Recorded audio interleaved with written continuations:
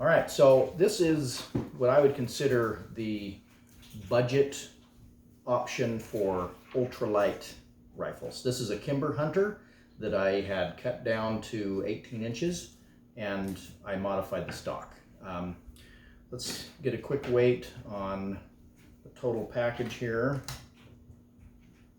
including the suppressor, which weighs about 10.5 ounces, and this little tripod, excuse me, that weighs about 6.5 ounces.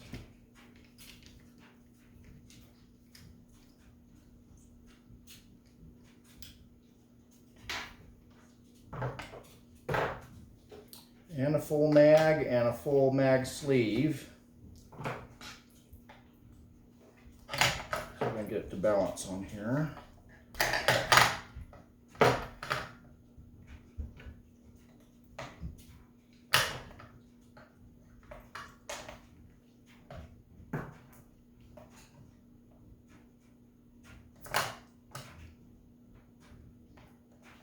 Of course, this is one of the difficult parts of trying to make an ultralight system of sorts, is to get things to balance. And my scale zeroed out.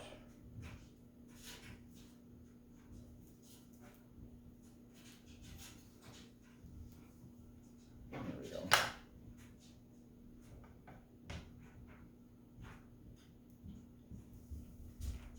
All right, let's see if I'm touching anywhere. Nope, not touching anywhere. Okay, so I'm at 7 pounds, 14.2 ounces. So this is, as you see it, this is a sub 8 pound hunting, ready to go, ready to hunt setup. Ammunition, ammo sleeve. It's got the dope charts. It's got a little tape for the muzzle. It's got the suppressor. It's got a scope with scope caps. There is nothing that I would need for this rifle to go hunting, and I'm under 8 pounds. Now, I will point out that this is a really good example. When I get asked why is it important to go ultralight? So I think for my purposes, something like with the recoil level of a 6.5 Creedmoor like this is, something at about 8 to 8.5 pounds is about the sweet spot of where I would want to see recoil.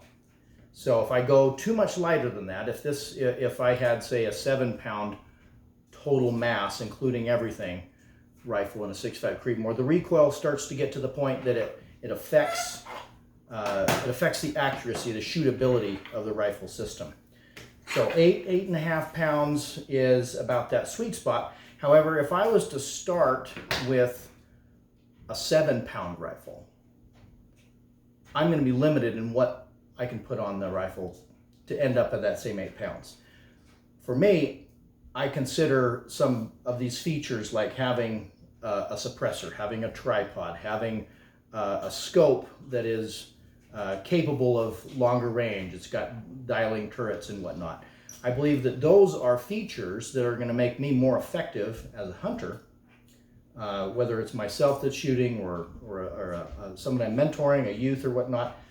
And if I want those features and still to be under 8.5 or 8 pounds all up, I need to start with a much, much lighter rifle. So this rifle system here, the Hunter rifle itself started a little over 5 pounds.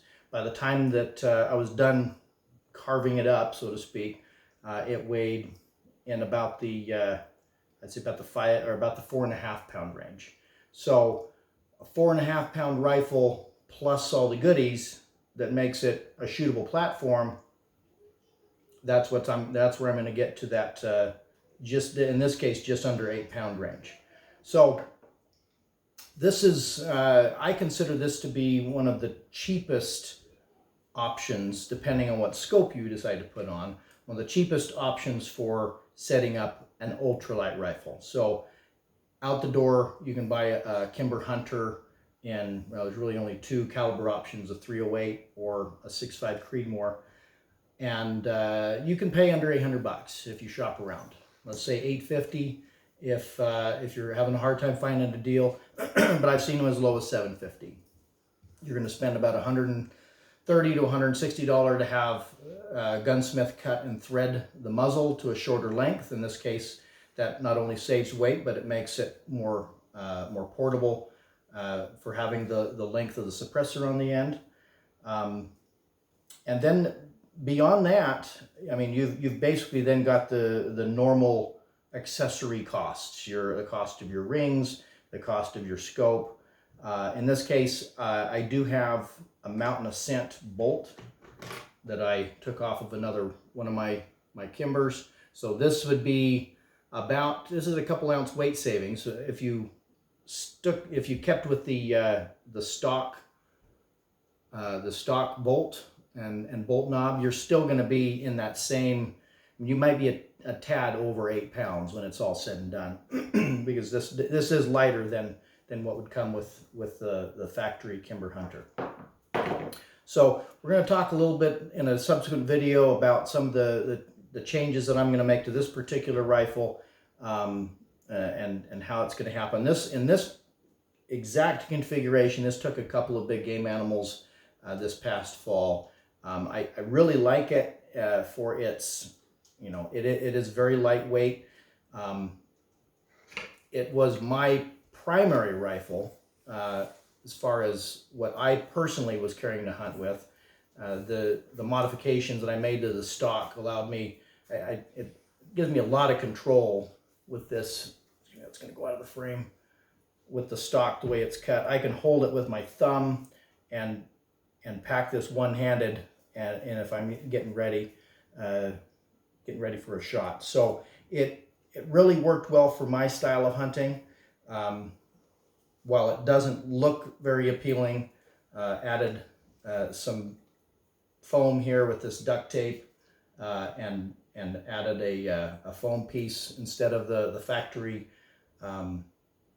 recoil pad, and added a little piece here which is just duct taped on. This was just kind of an idea to see if it would work functionally. It certainly wasn't intended to look all that great, but it gave me something I could use as a thumb rest. So I could have my fingers on the more vertical style grip that I added here, thumb on there, and pulling straight back, which honestly for a very lightweight rifle made a huge difference in the shootability.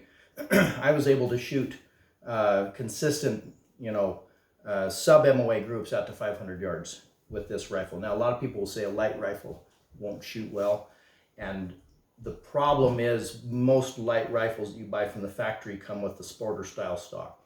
And I think that, my personal opinion is that's a big reason why people can't shoot them well, because you're not able to you have to grip that to get a good trigger hold, and that ends up inevitably putting torque into the process that's gonna make it more difficult to get a direct straight back trigger pull and direct straight back pressure into the shoulder.